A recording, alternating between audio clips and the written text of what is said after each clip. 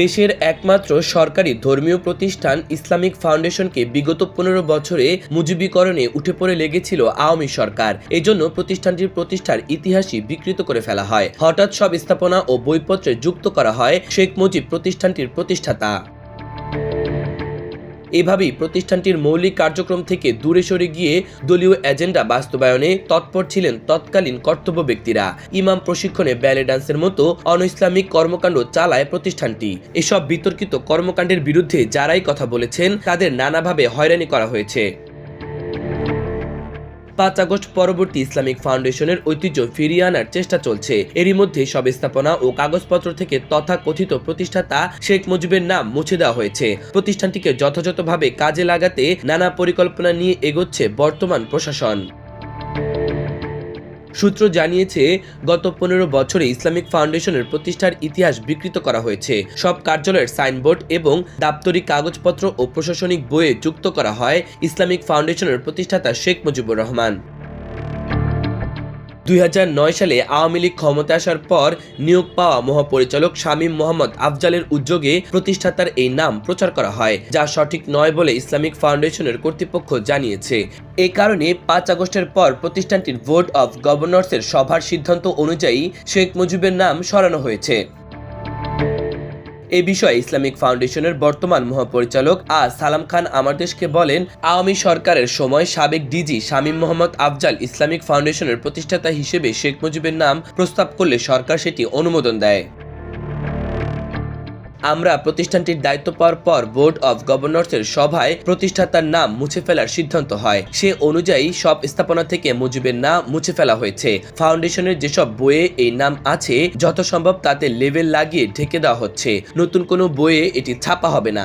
সূত্র অনুসারে ইসলামের আদর্শ ও মূল্যবোধ প্রচার এবং ইসলামিক কর্মকাণ্ড পরিচালনার উদ্দেশ্যে গঠিত ইসলামিক ফাউন্ডেশন ধর্ম বিষয়ক মন্ত্রণালয়ের আওতাধীন একটি বিধিবদ্ধ সংস্থা। ১৯৫৯ সালে ঢাকায় একটি বৃহৎ মসজিদ প্রতিষ্ঠার উদ্দেশ্যে বাইতুল মোকাররম সোসাইটি নামে একটি সমিতি গঠন করা হয়। একই বছর ঢাকার কয়েকজন ইসলামী চিন্তাবিদ তৎকালীন পূর্ব পাকিস্তানে ইসলামী জীবনাদর্শের বিভিন্ন দিক সম্পর্কে গবেষণা এবং ইসলামী সংস্কৃতি প্রচার ও প্রসারের উদ্দেশ্যে দারুল উলুম প্রতিষ্ঠা করেন। পরের বছর ইসলামী একাডেমি নামে এর নতুন নামকরণ করে করাচিতে প্রতিষ্ঠিত কেন্দ্রীয় ইসলামিক রিসার্চ ইনস্টিটিউটের শাখারূপে এটিকে স্বীকৃতি দেওয়া হয়। ইসলামী একাডেমি প্রতিষ্ঠার অনন্য ভূমিকা রাখেন প্রাদেশিক মুসলিম লীগের সাধারণ সম্পাদক আল্লামা আবুল হাশিম। ১৯৬০ থেকে ১৯৬৯ সাল পর্যন্ত তিনি ইসলামী একাডেমির পরিচালক হিসেবে দায়িত্ব পালন করেন। বাংলাদেশের স্বাধীনতার পর ধর্মনিরপেক্ষবাদী ও হিন্দুত্ববাদী শক্তির সম্মিলিত প্রয়াসে ইসলামী একাডেমি তার কার্যক্রম পরিচালনা করতে পারেনি।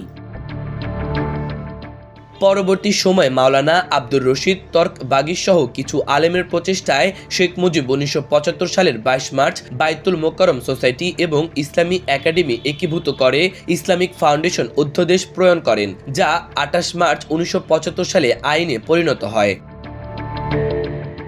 আইন তৈরি হলেও ১৯৭৫ থেকে ১৯৭৭ সাল পর্যন্ত ইসলামিক ফাউন্ডেশনের কোনো প্রাতিষ্ঠানিক কাঠামো বা অস্তিত্ব ছিল না। শহীদ প্রেসিডেন্ট জিয়াউর রহমান বাইতুল মোকাররম সোসাইটি ও ইসলামী একাডেমিকে একীভূত করে ইসলামিক ফাউন্ডেশনকে প্রাতিষ্ঠানিক রূপ দেন। ১৯৭৮ সালের ২০ থেকে ২২ মার্চ বাংলাদেশ সহ ১৬টি দেশের প্রতিনিধিদের নিয়ে ঢাকার ওআইসির উদ্যোগে human and natural resources in the Islamic countries শীর্ষক যে সেমিনার হয় তার মাধ্যমে ইসলামিক ফাউন্ডেশন মুসলিম বিশ্বের সুনির্দিষ্ট আকর্ষণ করে। পরবর্তী সময় ১৯৭৯ থেকে ৮০ অর্থবছর থেকে ইসলামিক ফাউন্ডেশনের অগ্রযাত্রার বিষয়ে গতি সঞ্চয় হয়। সংশ্লিষ্টরা জানান, ইসলামিক ফাউন্ডেশন প্রতিষ্ঠার পর সবচেয়ে অন্ধকার অধ্যায় ছিল বিগত আওয়ামী লীগ সরকারের টানা ক্ষমতার প্রথম ১১ বছর। বিশেষ করে ২০০৯ থেকে ২০১৯ সাল পর্যন্ত এমন কোনো অপকর্ম নেই যা ইসলামিক ফাউন্ডেশনে ঘটেনি। জেলা ও দায়রা জজ শামীম মোহাম্মদ আফজাল ডিজি হিসেবে নিয়োগ পেয়ে এই ১১ বছরে ইসলামিক ফাউন্ডেশনের মৌলিক কাঠামো নষ্ট করে ফেলেন। ইমামের সামনে ব্যালে নৃত্য, কাঙালিনী সুফিয়ার গান, আবুল বারাকাতের সহযোগিতায় ইসলামী ব্যাংকিং ব্যবস্থার মূলে কুঠারাঘাত, অনিয়ম, দুর্নীতি, জালিয়াতির মাধ্যমে নিয়োগ, পদোন্নতি, ইসলামী প্রকাশনা, গবেষণা, বিশ্বকোষ ও অনুবাদ কার্যক্রমকে ধ্বংস করা, সর্বক্ষেত্রে প্রখ্যাত আলেম ওলামাকে বাদ দিয়ে দরবারি ও মাজার পূজারী আলেমদের জয়জয়কার, দলীয় প্রচার প্রচারণা সবই হয়েছে ইসলামিক ফাউন্ডেশনে। প্রতিষ্ঠানটির মূল প্রকাশনার পরিবর্তে মুজিবের নামে প্রচার প্রসারে তৎপর ছিল। মডেল মসজিদ নির্মাণের মতো কিছু ভালো উদ্যোগের কথা প্রচার করা হলেও তার পেছনে যে অঢেল দুর্নীতি হয়েছে সে বিষয়ে চুপ থেকেছেন আওয়ামী লীগ সরকারের নিয়োগ দেওয়া কর্তব্য ব্যক্তিরা। ইসলামিক ফাউন্ডেশনে শামীম আফজালের অপকর্মের বিরুদ্ধে আলেম ওলামাদের মধ্যে দেশজুড়ে ব্যাপক প্রতিবাদ বিক্ষোভ হলেও তা আমলে নেয়নি তৎকালীন সরকার, বরং প্রতিবাদকারীদের বিরুদ্ধে জুলুম নির্যাতনের পথ বেছে নেয় ফ্যাসিস্ট হাসিনা সরকার। ডিজির মতের বাইরে থাকা কর্মকর্তা কর্মচারীদের বিরুদ্ধে যখন তখন বদলিসহ নানা হয়রানিমূলক ব্যবস্থা নেওয়া হয়। ঢাকার আগারগাঁওয়ে ইসলামিক ফাউন্ডেশনের প্রধান কার্যালয় ছাড়াও বাইতুল মোকাররমের অফিসে প্রধান কার্যালয়ের কয়েকটি বিভাগীয় কার্যালয় রয়েছে।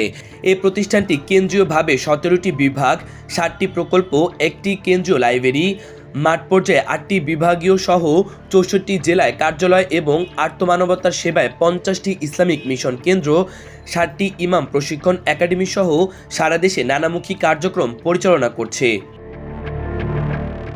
মাহবুবুর রহমান ইমন, আমার দেশ।